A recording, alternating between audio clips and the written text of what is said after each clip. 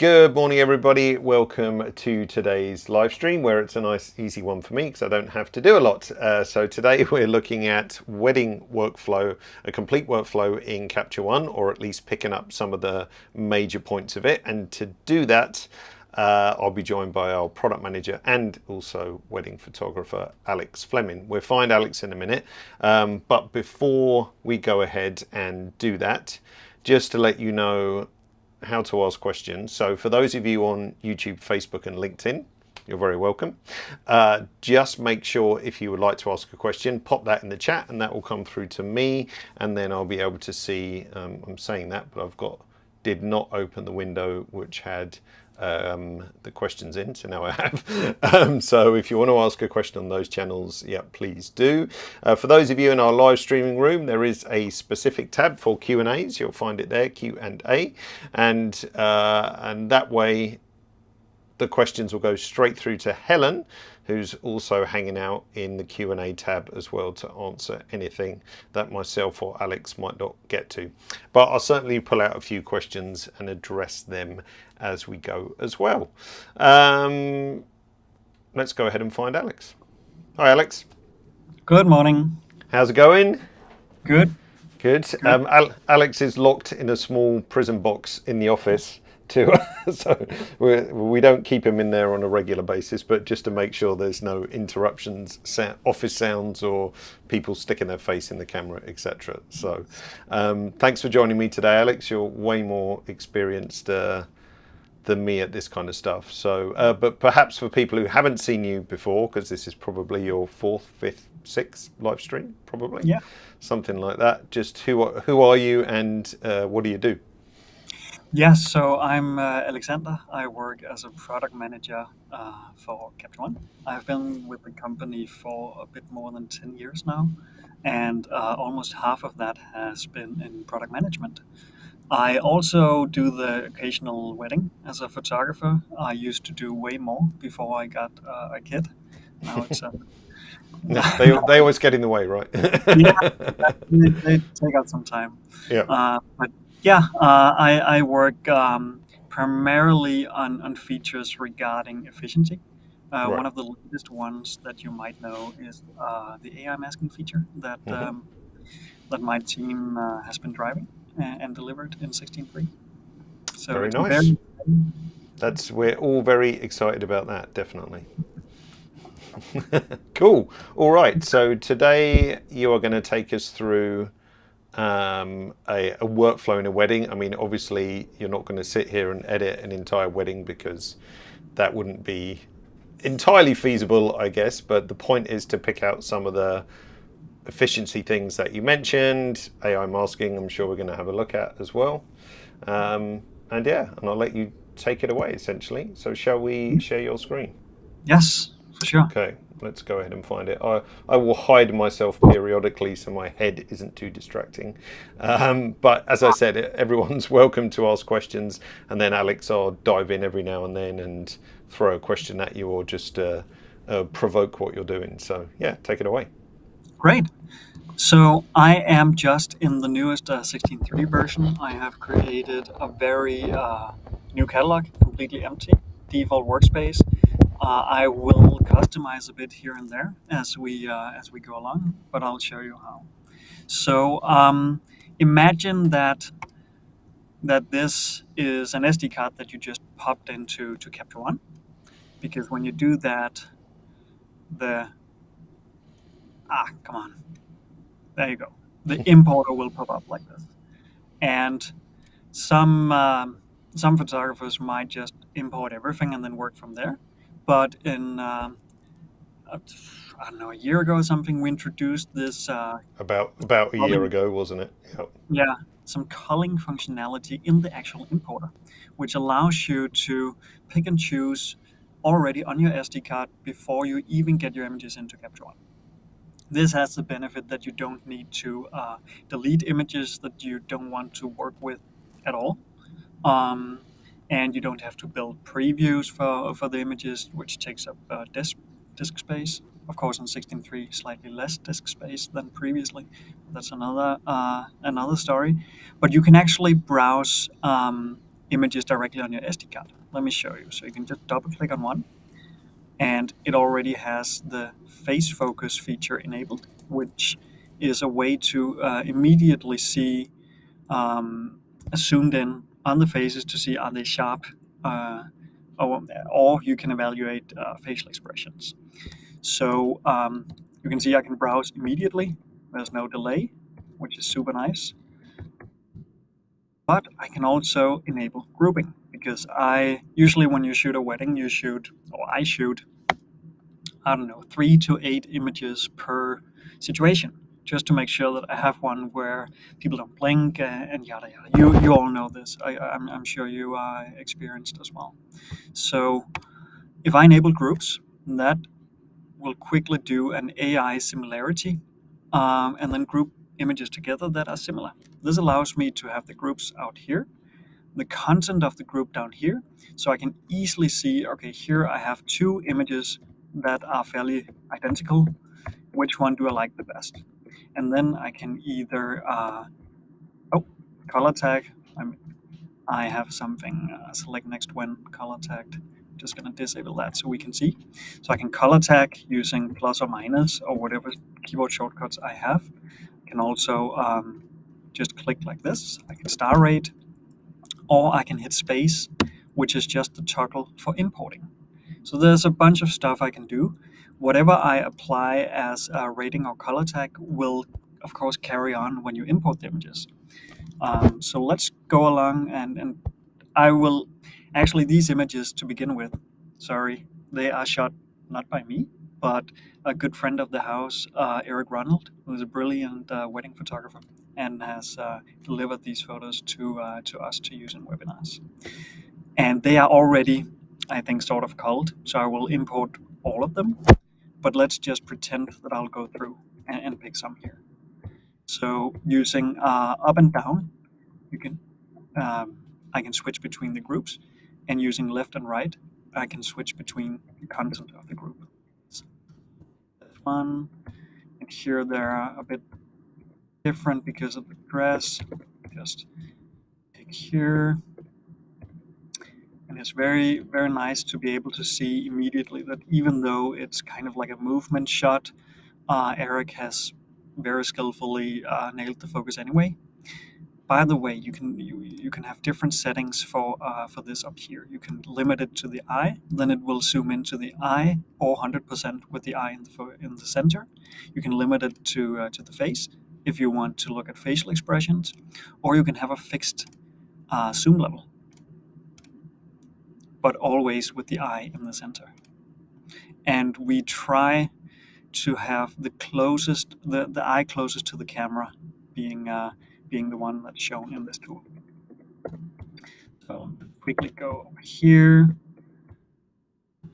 This here, two images. This one, this one, this one.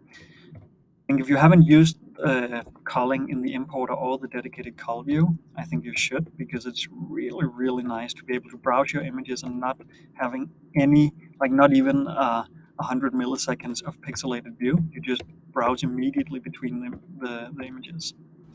And Alex, just to butt in and ask you there, and the reason for that speed is because what? Because there's something special about this view, I think we should mention.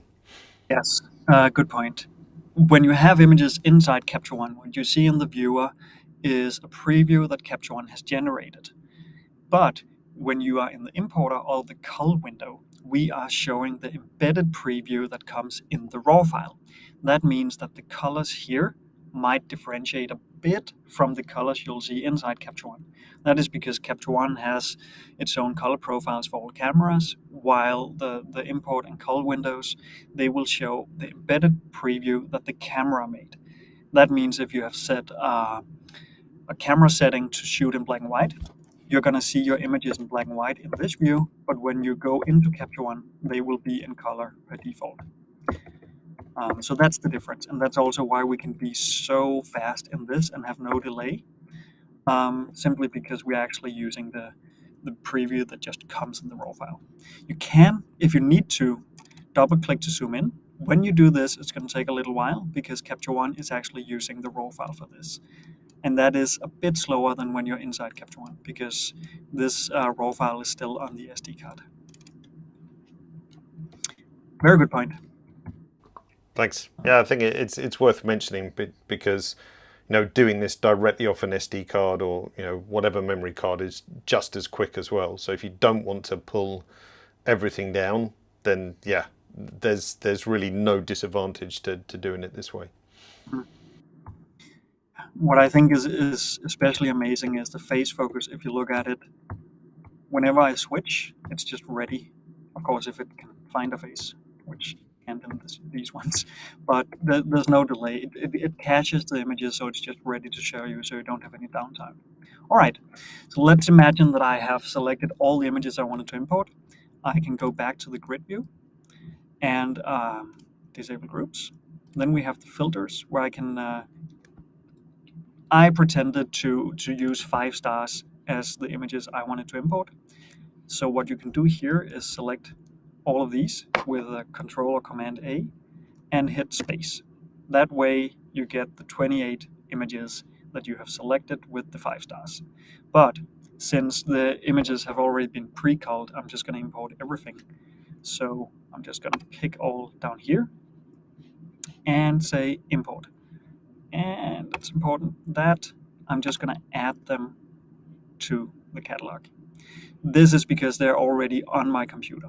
There is a little explanation here saying your files will stay where they are. Don't use this if you're importing from an SD card. Then you would like to copy to a specific folder on your computer. So just keep that in mind. I think it's also going to pop up and warn you if you try to add them to a catalog when they are on an SD card. Yeah, pretty sure it does. Yeah. But let's do that. All right. So we have now, let's see, expand here, desktop. There we go. All right. I'm just going to select all of them and give them no rating. There we go. All right. Now we have the images here and we can start editing. Oh, wait, actually. What I like to do when I get my images is to do a quick batch rename. I want to make sure that the sorting is based on date, because then I get the right order. I then right-click and say batch rename. And let's do Rachel and Ross. Very original, and a digit counter. Let me reset that one so I start from 0. There we go. I then have the job name token, which will take whatever I put in here, an underscore, and a digit counter. If I want to change this, I can click here, use different tokens, but I feel like the job and 3-digit counter is perfect for this. So I'm just going to rename, proceed. There you go. This will make the images, in my mind, look better when you deliver them. Just a little detail. All right, so now I'm gonna edit my images with a look. I'll start with an image that I like as like one of my favorites from this, just to set the look. And let's go with this one. And I always use styles as the groundwork. I have my own styles, but here I'm going to use one from the Beyond Film Pack, which I think will suit this wedding quite well. And let me see, I think it's the F400. Yeah, there we go. All right, apply that, do a quick before and after, and see what this style does. I think it suits it nicely. I'm just going to tweak it a bit before I start batch editing. And I can either do that with the sliders here, or I can use speed edit. If you haven't used speed edit, let me show you how it works. I hold down, for example, Q, and when I do that, you can see down here, exposure is the speed edit key for Q. So as long as I hold down Q, exposure will be enabled. Then I can either scroll up or down anywhere I want, as long as I have Q. held down, I can also click and drag, and I don't need to click down here. I can do it anywhere in the image, like this. So I can quickly dial in what I want. And I would like exposure a bit down. I would like contrast, that's W. And I'm just using the default speed edit keys. And I would like to warm it up a bit. So that's 1, the key number 1. There you go. All right, David, maybe Cool. you can take over and show the Yeah, physical. yeah. Show the physical side of it because it's difficult for you in your little box. So Mhm. we've now switched to my screen, and you can see my keyboard here. I've got also pictures from Eric Ronald. So as Alex was saying, speed edit is simply a long key press on your keyboard. So it's a way of combining two things we all have. We all have a keyboard and we all have some kind of pointing device, whether that's a mouse, a trackpad, or in this case a Wacom. So if I hold down Q, helps if I have catch one selected. If I hold down Q, you can see exposure popped up on all of those. And then if I click drag anywhere on this image left and right, then you can see the exposure change for all the pictures. So whether you have one picture selected, so if I just pick up one, you can see exposure on the bottom, or you've got several pictures selected, then we can see our exposure values.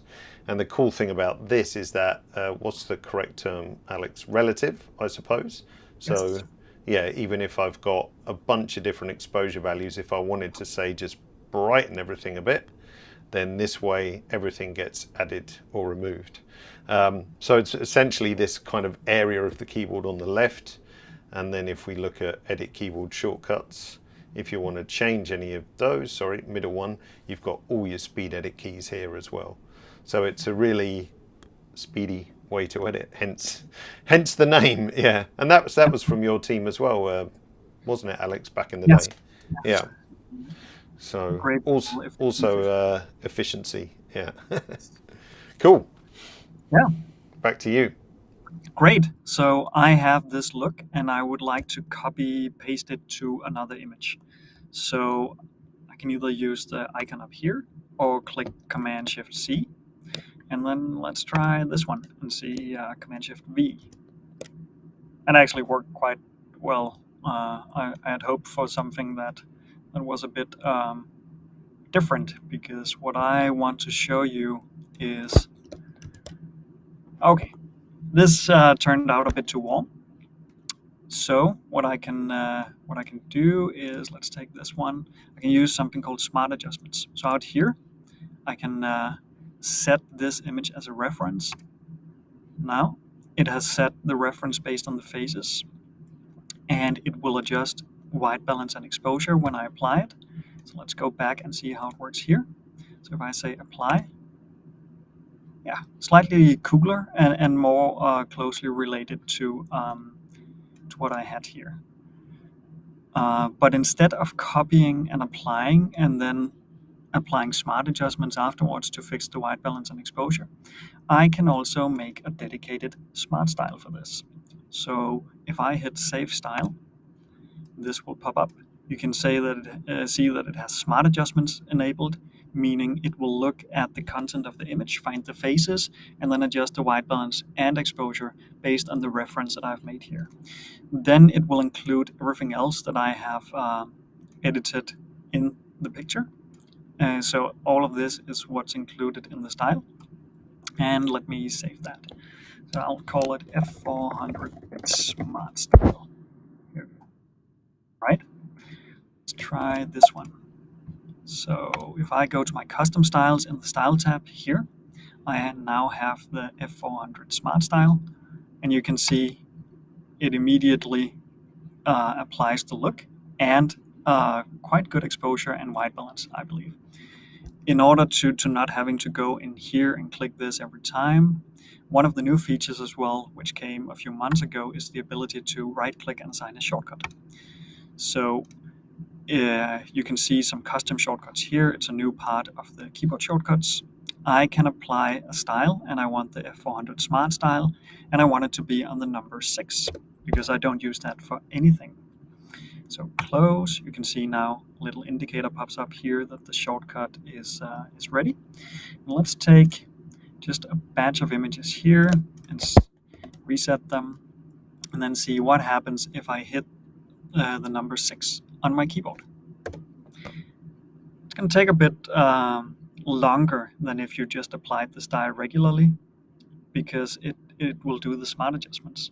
But if we just look at the images individually now, you can see they're all quite consistent in white balance, exposure, and look. And that was basically just from applying in one go. So, a question for you, Alex, from me Yes. before, because I'm sure it's going to come up. So we made our smart style reference based on, it was this picture, wasn't it, or at least one? Yeah, Very one of these, yeah. So that's got a couple in it, and then for the purpose of our audience, so the can you bring up the smart adjustments panel? So when Alex says set as reference, it's going to record the skin tone, I guess, the white balance properties and the exposure properties, but it does require people in it, right? Because it's AI facial recognition. Yeah. It does work without faces, but it's not as intelligent and spot on. Right, exactly. So it's really, this feature is really a target for this kind of photography, isn't it? Yes. Yeah. What it will do if there are multiple faces is it's going to do an average. Okay, so we've got an average between these two, and then because some of the shots that it was applied to, there was 4 people or something like that, so then it'll be an average across those 4. Yes. Yeah, or 5 or 6 or whatever. Yeah. All right. Yeah. What I think is surprising about this is that I remember when this was designed. God, how old is this now? At least was it Capture One 22? I think the first one, or was it 23? I can't remember now. No, it was 22. So it's 22. Old. Yeah. So I think the surprising thing is that even you and I, if we're being skeptical, would expect it to fail on groups of people, but it doesn't. So no. I think before the questions come in like, well, what about more than one person? It actually works really, really nicely. So I think my advice is to try it. Yeah. Yeah. Let's actually select bunch. So from the beginning all the way to here, that's 21 images. I'm going to hit 6 on my keyboard. And let's see how it turns out.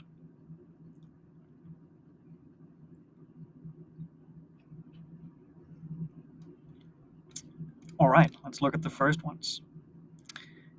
I think this is actually quite good. You can see before and after. It has. It's really good. Has brightened it to get a good exposure on the faces. It has, say, neutralized the white balance a bit to make sure that the white walls are not super off. It still has a slight tint to it because I don't want the look to be like clinically white. So that's good. With this shot, I can also quickly show you another feature for keystoning, because we do have, it's within shape here, sorry, we do have an auto keystone feature where you can just click it once. It's going to find some lines and keystone the image like this. And I can hit C and just the crop, and there we go. In case you wanted to do keystone to a building. All right, let's oh, I clicked accidentally between the images, but let's go through them. What I like to do when I edit images in weddings is to give a green tag to the images I'm done with. That way, because I break up my wedding editing, I don't sit for 4 hours straight. That will make me insane. But when I green tag my images as I go along, I can see the progress, like how far have I come with my editing. So it's easy to jump back straight into it. This one here, I want to rotate, of course. I don't know why the camera didn't do that, but we can ask Eric next time we catch him. I can either do it from the shape tool, rotation left and right. I could also quickly customize my toolbar. So if I right click up here, customize toolbar, can find where do we have it?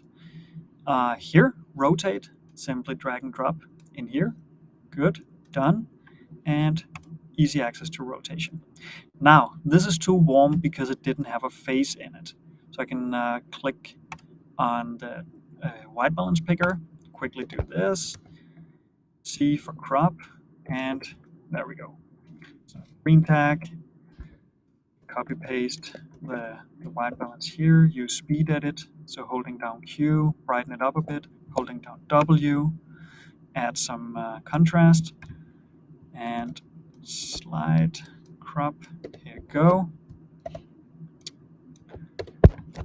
And onto this one. Good. Okay, I'm just gonna continue a bit and pretend that all of these have been edited. See, this is where the fun really begins with smart adjustments, because when you look at this, it's fairly well exposed. The white balance is nice, but the initial image was like this. So you can see that it kind of nailed the outcome based on what I wanted. You could say that maybe, yeah, sorry? Yeah, and just to clarify, so that was completely unedited, and all you did was apply the smart style. So that Yeah. had your adjustments of, well, the F400, the film look, and then it had the smart element, which then figured out the exposure and the white balance. So that was a Yeah. one click edit right there, wasn't Let it? me just do that again. So if I reset and hit the number 6 on my keyboard, which we assigned for the smart style. Yeah, there we go. Job done. One click edit. I have might want to do something with the contrast. I might want to tone it down a bit. And in case you wanted the actual warm look, could add some slight warmth with that. And here, after we did that, I can copy paste using Command Shift C and Command Shift V, and just edit like this. What's nice about speed edit is that you can, for example, also go into full screen mode like this. And then if you remember all your keys, you can simply sit and edit like this without having an interface that's cluttering. So you can. Yeah, that's a super nice way to work. Because, yeah, it's important to mention, for speed edit, none of the tools have to be visible. So yeah, once they're committed to memory, which really doesn't take long, in terms of using them regularly, then Yes, it's just a really nice way to edit. it is. It is. All right, let's assume that I'm now done with all of these and I've come to this one. This is one where I would probably give a bit more time to edit, because I have some of the guests are in direct sunlight out here, some in shadow in here. They're a bit dark. The couple is slightly overexposed, but the background seems very nice. So there's some stuff we can do here. The first thing I'm gonna do is just to even out the background. And I am gonna do that with a linear gradient. So if I drag it from here, this, you can see if I enable the mask, it's gonna look like this. Maybe I should tilt it a bit. Here we go. And then I can hit M to hide the mask again. Then I can bring up, there we go, the exposure and maybe the blacks in the very back. Exposure a bit down. Speed edit also works on layers. I just wanted to also show you here. There we go. Sorry, Alex. Just so speed edit, yeah, it does work on a layer, but if you have multiple selected, we default to the image layer, don't we? Yeah. Yes. In case you wanted to, for example, select all your images when you're done and just add a bit of contrast to all of them. Yeah, makes Default sense. to the background. And I guess if some images have 3 layers, some have 1, then you can't assume which layer you want to speed edit. Exactly. Right. It would be an impossible guesswork. All right. So this is now the background, or the background is a bit more uniform now. For the image layer, which is the new term for the background layer, since we actually have background masking here, I'm just going to warm up the whole image using speed edit and take exposure a bit down. There we go. Now let's use subject masking, because I would like the couple to be slightly toned down so they're not so blown out. So I hit the subject, It's going to find the subject in the image and mask it for me. There we go. I hit M.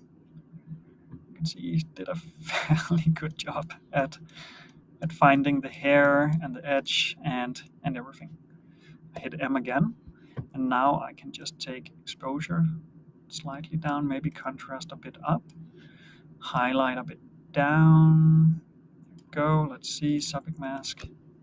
Yeah, that's actually pretty nice. All right.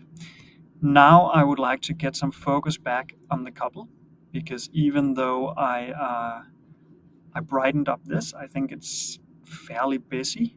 So one way to do that is to do a background mask. That one will, I can hit M. You can see here, this is now the background. I can decrease the contrast a bit. Maybe bring exposure a bit down like this. There we go. And I then want to do some, let's call it airbrushing, some dodge and burn. And for that, I'm going to use a style brush. So I open that one, built-in style brushes, light and contrast, and then I have a burn style brush here. So if you don't know style brushes, that is a brush that when you use it on an image, it will directly apply a layer which has predefined settings on it. So when I start to brush, you can see an immediate effect of burning, so darkening a bit. So it's especially... And Alex, I see you've also done some shortcuts for those as well. Yes, these are actually default shortcuts for the style brushes. Right. So if you have a particular set of style brushes that you use very often, it's very easy and very quick to assign shortcuts to them and use them like this. And you don't even have to have that panel open either, do you? So No. So there you go. I think I overdid it a bit, so the background is again a bit too dark. Let me take the background mask, collapse the style brushes, maybe up it a bit here. There we go. All right, let's have a fun before and after of this. I think that's nice. A bit more balanced. Very nice. We can see a before and after of just removing the layers. So if I hold down Option or Alt and then long press on the reset, I can see what it looks with and without the layers. There we go. Maybe the linear gradient is a bit too much, so I can just take the opacity. There we go. You can see the left side of the image being affected by this. There we go. Just a bit down. All right. Moving, I'll consider this done. Moving on, we have this one. Here I would probably take down the exposure a bit, increase the Kelvin, and get some of those highlights back. I could also do a linear gradient up here, in case I wanted to. It looks a bit too fake, but yeah, maybe like this. That's okay. And green tag. And here, when I green tag, I have a feature called Select Next When enabled. So that's whenever I color tag an image, you can see, let's assume this doesn't have anything. So if I color tag this image with the plus, it's going to jump to the next one. So that's my way of saying I'm done with this, mark it as done, and then immediately jump to the next image. So here, I'm going to... Do you find by default you're always gravitating to speed edit when you tweak the pictures? Because these have all had the F400 style applied, or Smart Adjust style, and then your next pass is just a speed edit run through if necessary, and a deeper edit if warranted, I suppose. Yes, exactly. Yeah. So I'm cropping, and you can say if smart adjustments didn't get the consistency right, or if it's an image that has too much contrast or too little contrast, considering the overall look I'm going for, I'm going to go in and edit that with speed edit. But let's just try to... Actually, let's go all the way to these very different images here. So this is now 51 images. Hit the number 6 on my keyboard. And then we have 30 seconds to to talk, make some jokes. Question. Yeah, I can ask you a question actually. I've got to scroll up. Gonna make a fool of myself getting the name right, but Georgita, I think, was asking, could it be faster when you're culling in the cull view? So we've got left and right cursor key which goes through the images, and then up and down cursor key goes to the next set. Could it potentially be more efficient that when you get to the end of the set, it moves on to the next set? So if you've tapped the right cursor key and then you've got to the end of those, then it Yes, bounces to the next one automatically.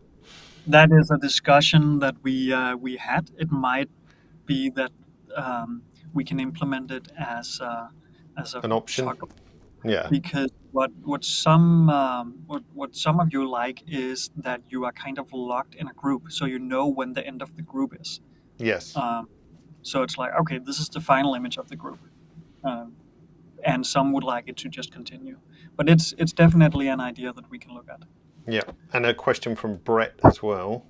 Full Hmm. screen mode doesn't go full screen on my PC for some reason. I know there's a subtle difference between full screen and Mac on PC, but Alex, I know you use both more than me. Yeah. Is there an Um, explanation? for lack of alignment between the platforms. Yeah. But on Windows, you can actually go in and hide this, if I remember correctly. You just have Right. to. Yeah, it's actually not great design that you have to do that. It's something we can look into.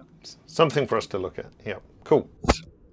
All right, these two are a bit too overexposed, probably because it's window light from the side and it tries to do the overall exposure as I wanted it from my reference. So what I can do is select both of these, hit the Q, drag it down.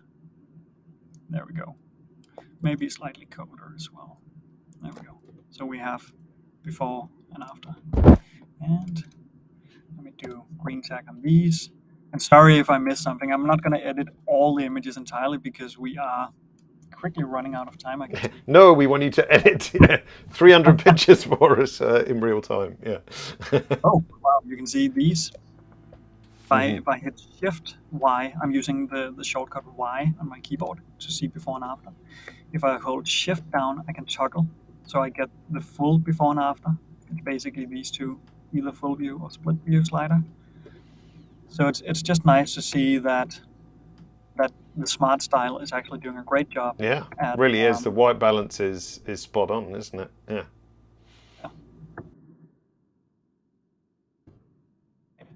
Then we come to these images. So let's say that all of these they're good. I'm not going to green tag them. We're just going to continue. So these are maybe slightly too overexposed. Smart Adjustments is taking some of the background in with it. So here I just hold down Q and de-expose. That's not even a word. Bring down the exposure a bit. I can bring up the blacks to get some of the details in the trees back. Moving on to the next one, but okay, I'm a bit jealous of Eric Ronald for shooting this couple in this setting, in this sunset. I mean, look at this. Pretty This nice, is, eh? and even more impressive, I think, if we look at how the smart style is just nailed the exposure and the white balance immediately for the look I want. And let's move on. Maybe slightly too bright. This is also slightly too bright. Continue. Looking good. This is warm this up a bit. There we go. Here I might go into to the lens correction and shape and do some light fall off because it was very heavy up here in the trees and down here. So I can do light fall off, and then this effect of burning or airbrushing some shadow onto the ground, we can reuse. So if I take a style brush, use burn, and I think it's an appropriate size. Let's just do this. Burn it a bit to get some details, or some, not some details, to get the focus back on the couple. question, Alex, Yeah. from Amanda. And upvoted by lots of people because I think obviously shortcuts are key to editing quickly in a situation like this. Where can you see a summary of shortcuts or at least create your own? So edit keyboard shortcuts. Yeah. And here you have list shortcuts, which Mm-hmm. will open the browser. Yep. These are all the shortcuts. Unfortunately, they do. We added something new here. I Oh, didn't for even speed know. edit. And And custom the, shortcuts as well, yeah. ooh, Because I this was is about brilliant. to say, but we don't show speed edit, do we? But yeah, Yeah. So you can get a list like this, yeah. but you can. The difference between the three different tabs is the shortcut keys in the basic one. Hmm. That is shortcuts for fixed commands. So basically everything that is available in fixed menus. Speed edit is self-explanatory. It's speed edit. Custom shortcuts is a fairly new thing that we added, which is for, you can say, infinite menus. So that is style brushes. You can also do crop aspect ratios. So if you would like a shortcut to immediately apply a square crop for Instagram or whatever, you can do that. You can do open and edit with if you want to directly send your image to Photoshop with one shortcut, you can do that. Um, so this is a list of these custom shortcuts where you can do different stuff. All right. I hope that answered your question. Yeah, that's Let's, perfect. Yeah, perfect. let's move on a bit. Let's take this one. Here I would like, no, actually, let's take this one because I think the light on the couple is perfect. The light and color. The background is a bit too, it's a bit too dark and too solid black here. So I'm gonna do a background mask like so. Hit M to see. Ooh, it considered this tree part of the subject. Part of her Perfect. head. Yeah. Yeah. But that's easy to fix, right? Take the AI select and click here. Done. Oh, maybe like this. Done. All right. And I actually want to erase some down here because I only want it up here. And for that, I'm going to use the regular eraser. Make it a bit big. There we go. Now I have a nice mask where I can increase the blacks. There we go. To not make it so dramatic. All right. So from this to this with a smart style and a single background mask, I think that's quite good. So, a question from Ralph, and Ralph. You might have to. This is Ralph Hayer. You might have to expand on your question a bit. It says, "What about adding skin adjustments to a smart style?" I'm wondering if Ralph means skin adjustments as opposed to a subject mask. I don't know, Ralph. So, if you can maybe Yeah, expand on that a little bit. so skin adjustments, if that's skin tone editing, Mm. you can do that. But it will include the hair as well. But let's actually just try on this one for fun. So we do subject. Let's see how it does. Maybe it will include the stone. It didn't. Ooh, Nope, it's pretty actually good. quite nice. Um, and let's go down to the color editor, skin tone, just to answer the question. You can include a setting like this, where you have a skin tone you aim for. You go for a uniform hue and saturation. There you go. But you would have to currently go in on the mask and delete maybe the lips or the hair. Let me show you. So you have the AI erase. You need to wait for the AI mask to be prepared. Then you can go in, erase the lips, this, erase the hair, and the hair, and the hair. There you go. Okay, so now I have a subject mask which will uniform the skin tone a bit. Capture One doesn't do any skin smoothing if that's what you what you asked about, and also currently the first version of AI masking doesn't have subject skin as a preset that you can batch apply.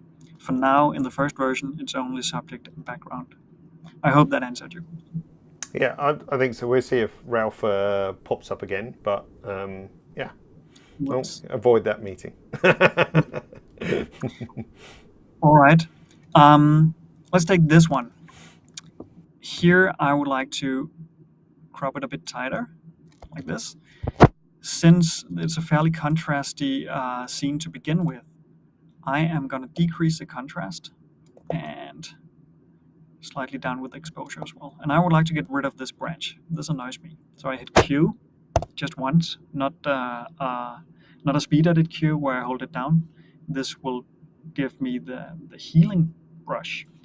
So what I can do here is cover this one. It's going to guess a source point. That was slightly bad. Let me move it to here, or maybe there. There you go. Oh, there's a repetitive pattern there. Let's avoid that. This is okay. No one is going to see this. And back to the image and move on. These are maybe a tad too bright compared to, or given that they're shot at sunset. So let me bring them down a bit. The last two are a bit cold. Let me increase the Kelvin. There you go. These are amazingly beautiful, Eric. Kudos. Bring down the exposure. Bring up the Kelvin a bit. I mean, look at this one. I did 2 slight adjustments, and I came from this to this. Pretty good, eh? And here you can say maybe we want something here. Maybe we want let's actually try a style brush for fun, one that's called Deep Sky, and see what that does.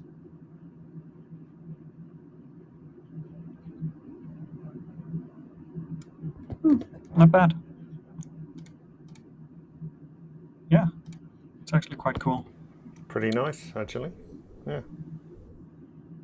This is great. Just gonna green tag to. Oh, here it probably didn't find any faces. So what I want to do is copy from this one and apply to this one. There you go. So did you just copy apply all adjustments then from Yes, that because one to these that are one? shot, Yeah. so close to each other Yeah. under simple circumstances, so it makes sense to just copy like that. Got it. Here we have, oh, these are, Jesus Christ, Eric, it's so good. It's annoying, eh? Great shot. Go down, exposure. We can bump the contrast up a bit. I don't know if you noticed, but my editing style for weddings is fairly natural. I try Yeah. to keep it not too edited because I have this vision that the couple they need to be able to look back on these images, I don't know, 10, 20, 30 years from now and still think they look great, and not that they were part of some trend that was Right. happening when they got married. Yeah. So I try to keep it very, very natural. Yeah. That's a really good point, actually, because it can, I guess, I mean, everyone's free to choose a course, but I feel the same way. You know, there can be trends that pop up in wedding photography, and yes, it's nice to have a look and so on. But I think striking the balance it's super important, isn't it? Yes. Ooh, this one, this little guy here. Gremlin, yeah. On this one. Recently, we introduced an automatic dust spot removal feature. It's using AI to identify where the dust spots are, and then it's using our dust removal tool to get rid of it. So what you can do, and you can also do it on a batch, is just click remove dust. It's going to analyze the whole image, find the dust spots. The bigger the image, the longer the time it takes. And there you go. It will get rid of it. And you can click here and see. Can we do this on a Uh, batch as well? Like if you select yeah, all and run it as you a can crew? basically select all of it. Imagine that you're shooting. Maybe wedding is not so a typical dust removal scenario because you might be shooting with a big aperture, but if you're shooting with smaller apertures and you have a sky, you might see dust specks. So you can select all your images, hit remove dust, and it will get rid of the dust spots on all your images. Nice.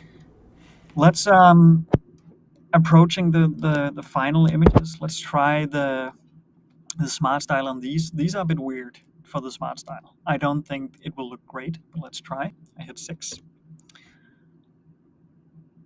There you go.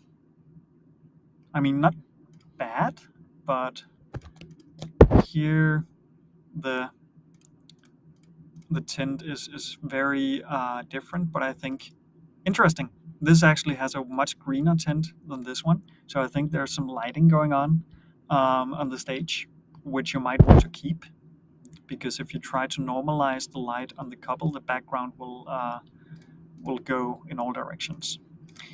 Here it's maybe too bright, so I'm gonna darken it down a bit and increasing the Kelvin. There we go. So you can What did see they look how, like originally? Yeah, I was just going to ask you. Yeah. yeah, you can see the 3 first, they are darker because they are further away from the flash, while the fourth one is brighter because it's closer to the flash. And by applying the smart style on them, the exposure was kind of normalized. You can maybe argue that this one is slightly too dark, so you can increase that just a tiny bit. But otherwise, nice job. Smart adjustments. And here, these are a bit, what do we want to do with them? Maybe bring the tint up and Kelvin up. Ooh, these are tricky because they will look very green regardless of what I do because of the way they're shot. But I think this is great. All right. Oh, only 8 minutes left to show you everything. What's left? Export? Yeah, but one thing, I this is slightly controversial. I think I deliver all my images in color and black and white. So yes, there's not the artistic preference or choice from me when you have me as your wedding photographer. I do everything: a color gallery and a black and white gallery. You can call it lazy, which it also is. Um, but I have had a lot of questions about, oh, can we see this in black and white or color? And I think the easiest is just to say, you get everything. Because in Capture One, it's also fairly simple to do. So if I right click, and let's see, these are all done now. So all of them are green tagged. Right click, say clone variant. And now I get a new variant of all the images. I'm gonna hit minus on my keyboard, which will red tag all of these. So now I have a green and a red version of all of them. So what I want to do now is make a black and white version that matches all the adjustments I've done. So I'm not going to reset this one, I'm going to build on top of it. So if I go to the black and white tool first, I'm just going to enable that. Then I am going to go to the color balance tool and reset that, because the color balance tool will override the black and white, giving a slight tint to your black and white images, and you might not want that. So reset that. Then I'm gonna quickly right click the background outside of the image, make it white, because I find that easier when adjusting black and white images. Then I'm going to go into curves, because this is not something I edit on all images. So in order to get a better contrast for the black and white images, I play with the curve a bit. So slightly down here, slightly up there, slightly up there. There we go. So I have the the color version and the black and white. I think that's okay. Maybe a bit more contrast actually. There we go. Play with the curve. All right. I also want the typical cliche. Let's add some film grain to the black and white. So I'm gonna go to film grain. I'm gonna select silver rich because I like the name. I'm gonna add some grain. There we go. All right. This is now my black and white look. So what I'm going to do is I'm going to make a new style that is intended to override whatever I did on the color, so it doesn't mess up any existing settings. It just converts the image to the black and white look that I'm going for. And I can do that by going to the Styles tool, saying Save Custom Style. And here I have to be very selective.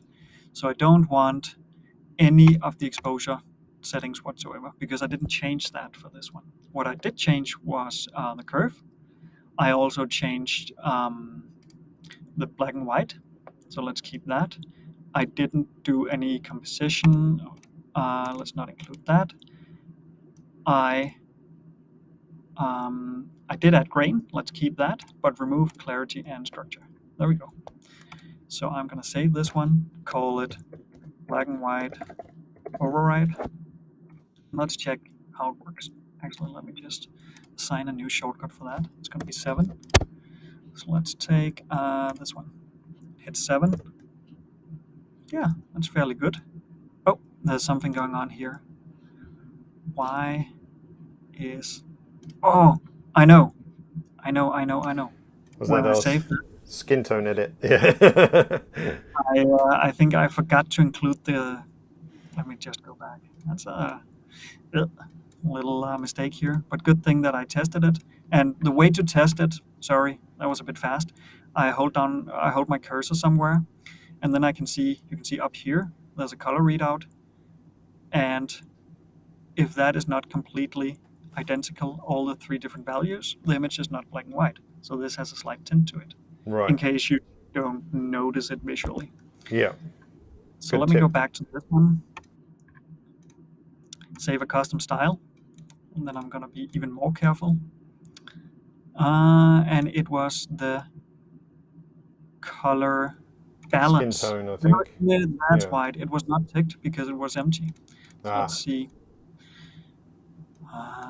Composition. Away we go. Clarity, structure, and save. And I'm gonna override this one. There we go. Replace. Good. And unfortunately, because I overwrote this one, I have to assign a shortcut to it again. Let's see if it now works. Remove this one and hit 7. Yeah, as you can see now, wherever I go with the cursor, all the RGB values are the same, so I don't have a tint. So now I can go select all the reds, Command A, and then let's get rid of these 2 because they already have, there we go. Then I hit 7 on my keyboard, and boom, done. I have great converted black and white versions of my images. They have nice exposure, which is based on smart adjustments and maybe some custom tweaks. They have additional contrast. I have removed the color tint.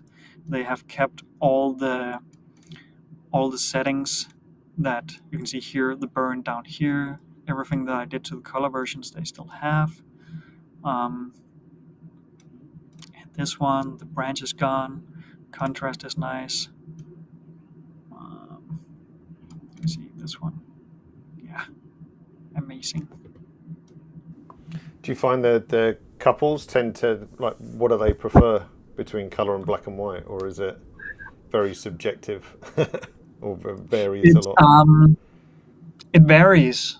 I think it's 50-50. I usually look at either, if I'm connected to them on Facebook or Instagram, I look at what they put up, and it's 50-50. So I think it's my strategy of delivering everything, I think, is fairly good, Yeah. because it's difficult to know what they want. Ooh, And it these ones. didn't take you a bunch of extra time either, No, really, based on that. Yeah. now that I have this one and I don't have to make it and explain while I'm making it, it's just something I do. Yeah. Clone the variant, red color tag, black and white override, done. I Yeah. have my black and white version. And then, of course, what I would do now, but we don't have time for that, but what I would do is to go in sets like this, Hmm. then compare. So when you have 4 images selected at a time, it becomes a temporary set, meaning you can hold down Option or Alt and hit the right arrow button, and you will see the next set.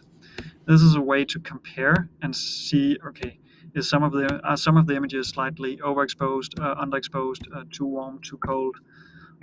So I would go through the entire wedding like this, either this way or from hitting G to go to the grid view and see is everything okay. I don't have time to do that now, but I would do that and then use either speed edit or just edit the images individually to make sure that I have consistency. Let me actually boost up the exposure on these ones in black and white because they become amazing in that one. Wow, look at this one. It's like Works from a really movie. nice in black and white, doesn't it? Yeah. Yeah. All right, now I need to export all my images because I assume that I'm done with my wedding, basically. I'm not doing a lot of retouching. I might do some more style brushes and slightly more tweaks per image, but we don't have time for that today. So let me show you the export recipes.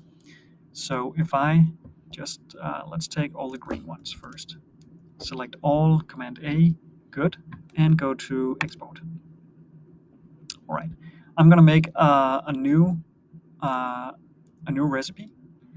I'm gonna make a copy of the full size highest quality, and I'm gonna call that, I think, 6,000 pixels. 6,000 is just, it's not full resolution for my camera, but it's good enough. Then I'm gonna, just gonna put it in the same as original file, but in a subfolder called JPEG, and inside that I'm gonna make another folder called color, and then I'm gonna call this one. And just for those who missed it, the little slash in between JPEG and color tells Capture One to create, I guess, one line down in the tree, in the folder tree. You'll see it when Alex exports. Yep, exactly.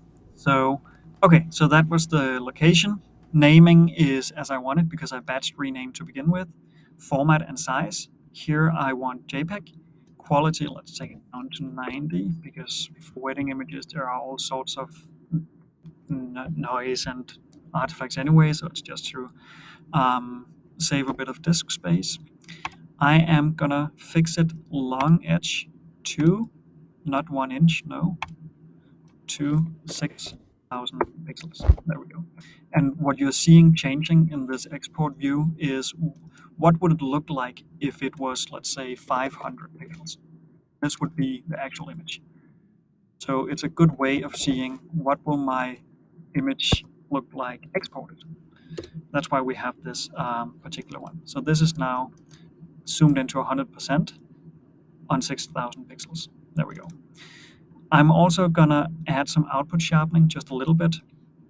This is available if you make sure to say show all options. If you don't have it, it's gonna be very basic like this. But if you hit show all options, you're gonna get additional like advanced options for export. I'm gonna add output sharpening for screen. I'm gonna zoom in, and then I'm gonna take it slightly down.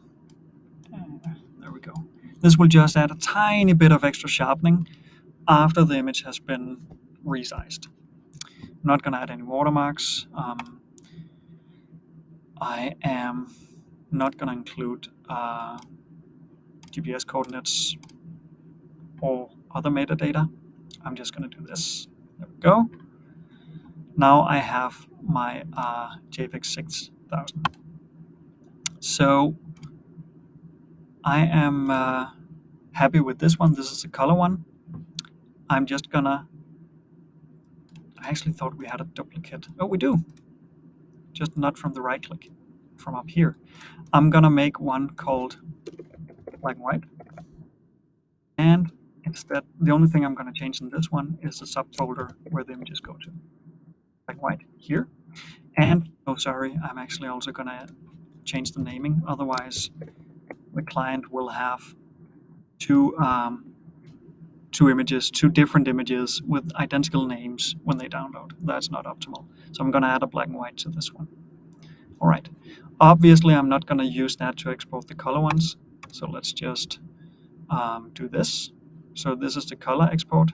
I'm going to hit export 94 images. Then I'm going to select the black and white, select all, go to export, select the black and white version instead, and hit export. I can do that simultaneously. I don't have to wait for it to get done. Is the reason for having two recipes just to switch up the naming then, I guess? Yeah. It's the fastest. I mean, I could go in and change it for every time, but I think this is the fastest way of doing it. You could also do something with user collections, smart albums, saying, okay, if it has a green color tag, it goes into a folder called color, and if it has a red color tag, it goes into a folder called black and white, or collection, sorry. Yep. And from that collection, you could export and then use the name of the collection as a token in your export recipe. I know now I'm sounding like maybe it's a foreign language. It is a bit technical. It can save you some time, but I mean, if you're okay with just selecting two different recipes for each export and saying export, then that's a good simple way to do it. Yeah. I'd say if you were digging into, depending how you've set up your wedding, I guess if you've got a bunch of different collections for ceremony, party, getting ready, and you wanted to split it up that way and export it that way, then that could be something to investigate. I mean, all of those options are possible, and we could probably spend an hour talking about export strategies easily. But there's tons of resources on our support site. You can always contact us with, I'd love to be able to achieve X. How do I do that? So we can always help you out with that. Yeah. One a way to see where the images are going is to either go to the export window again and then hit the little arrow next to sample teeny parent. arrow. Then you can see that I have the images here, and now I have a folder called JPEG. If I go into that, it's still processing the color ones. And here you can see all the color images ticking in one by one. Nice. There you go. So this is a quick way of like managing multiple versions of the same image when you export. While it's exporting, it's actually, let me quickly demonstrate AI masking for those of you who didn't watch David's live session. Unless we have any questions, of course. Let me just go to AI. Well, Helen's just answered a bunch, or she has been answering a bunch, so that's great. Rani was saying, I didn't know you could use the slash and make multiple folders. Genius. Yes, it's kind of one of those super handy but a bit hidden features, I guess. Yeah. All right. Yeah, but it's super brilliant. Oh yeah, give us a quick look at AI on this shot. Yeah. So I have selected the AI select cursor tool. This allows me to pinpoint certain things. It's even allowing me to mask just a button on the suit. But sometimes you can get a preview of what it's about to mask. Remember, it's just a preview. The final mask is going to be of higher quality. But in case I wanted to get the entire groom, there's no way for me to do it in one click. So what I can do is use a box masking like this, release, creates a new layer, and zoom in and see an almost perfect mask here. There are some slight flaws. If I hit Option M, I get to see a grayscale. You can see, oh, something happened here. How can I erase that? Go to the AI erase and wait for the preparing AI mask to disappear. Click here. Oh. Why is it not erasing that? It clearly wants it to stay. Oh, wait. I was exporting while it was doing it. Sorry. I'm being a bit too... And screen sharing for the live session. at the So same I'm being time. a bit tough with my computer right now. It's having a hard time following along. But it did actually erase the mask from in here. Oh yeah, yeah, nice, perfect. And as I And said last week, when yeah. judging the AI mask or any mask actually. Oh, I just lost your screen share, Alex. Hang on. Oh, Yeah, just hit screen share again, and then we'll get that back. I could hear the fan kicking in on the computer as well. that's There we go. We're back. screen Nice. sharing section. Yeah. What I was saying about the mask, always judge the quality of the mask on the adjustments you're doing. So if you'd mask the subject to pull the highlights back, as an example, but the mask, whether you drew it by hand or AI or whatever, doesn't matter. If that mask was spilling over, but it was spinning over into an area with no highlights, then don't worry about it, because the adjustment you're doing is not affecting that. So you can probably spend too much time in examining every tiny piece when you don't need to. But that's pretty damn good, considering she's got Yeah, flyaway hairs and a chiffon dress and everything. That's really good. yes. I Yeah, was expecting this to fail a bit to show you what you're talking about, but it yeah. actually nailed it perfectly. It didn't. Yeah, the Um, freaky world of AI. yeah, let's try this one. But yeah, I think that was the end of the typical wedding workflow that I'm doing. I mean, it's exporting. While it's exporting, I would usually go into my delivery service and prepare the album, Hmm. uh, name, and find a good like preview. Yeah. Ah, it just nailed the subject. I mean, what we can also, suggest if, I mean, Capture One Live isn't a delivery service, but I think it's going to depend. I imagine within wedding photography, you don't really let your couple pick pictures, because you would No, probably back I and forth forever.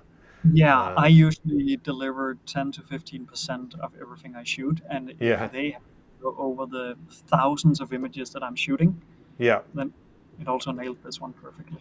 nice. You know, if it yeah, I'm my wedding couples usually trust me in picking the images and Yeah. form the story that they want out of it. Yeah, I imagine otherwise it could extend the conversation on the final selects to Yeah, to months. Yeah. yeah. So it to me that's actually not a help. It will Yeah. just make the whole job take much longer. Yeah. So there's that. Let's try this This one for subject. Let's see. Ah, pretty good. Jesus. Yeah. Again, perfect. I mean, when we first launched AI masking, there was, obviously some comments around, oh, it doesn't it work best on blocky colors and, very obvious subject. But I think that's a great example, because, they were standing against a tree which had a very complex background. They're wearing complex clothing as well. It's not just, two people in a boiler suit. There we go. Oh, That's another example. So okay. yeah, ta-da, job done. Yeah. Yeah. So I wouldn't really worry about AI masking. It has to be a very specific thing, whether that's a person or an object on a very plain background.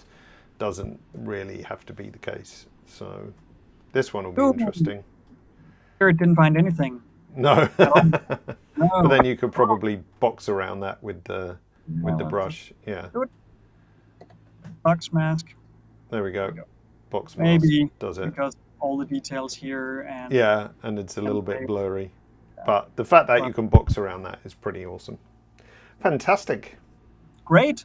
Well, that was great. I, That's how to do a that was wedding in all. Capture One. Yeah, If you have any questions for later, I think you can just write us on Instagram or Facebook. exactly. Or put it up on this is streaming to YouTube as well at the same time. So those of you who are watching after the fact, or those of you who are watching now and thought, oh, I wish I asked this, then just stick it in the comments of YouTube, because we're always monitoring that. Oh, let's we'll do that back. We won't reveal our secrets. And on that subject, I'm just going to hide you for a second, Alex. I'll bring you back in a minute. Coming up, if you wave your cameras in this direction or take note of the link, bit.ly/C1 Livestreams, that will take you to where all the live streams are upcoming and recorded. So if you want to watch this again, I'll update that page sometime today to point you towards YouTube. You can see where it says November 6th. That will just then list the recording on YouTube, but if you go to Capture One's YouTube channel, you'll find it there right now if you want to rewind a little bit. And if you follow that page, then you'll get a notification when new things turn up and everything as well. So that's all you need to do. So thanks again, Alex, for showing us that. Thank you for having me. It was fun. Yeah, nah, always. And it just goes to show with smart adjustments, which is, you know, it's not a new feature, that's been around for a while now, but of course we always like to talk about shiny new stuff and speed edit. But I think the takeaways for me is, you know, in combination with smart adjustments, style and speed edit, those are three very powerful things all by themselves. And then AI masking on top of that is just another, you know, another feather in the cap kind of thing. And shortcuts as well. That's how to drive everything. Shortcuts for sure. Yeah, it makes a massive difference. I mean, we saw you editing just using speed edit and shortcuts, and if you weren't demonstrating, I guess you almost go up another gear of driving Capture One via shortcuts and everything. So Yes. it's just hard to follow then. Nice one. All right, thanks again, Alex. Thanks everyone for joining us, and enjoy the rest of your week. Cheers. Thanks, Alex. Cheers. Bye.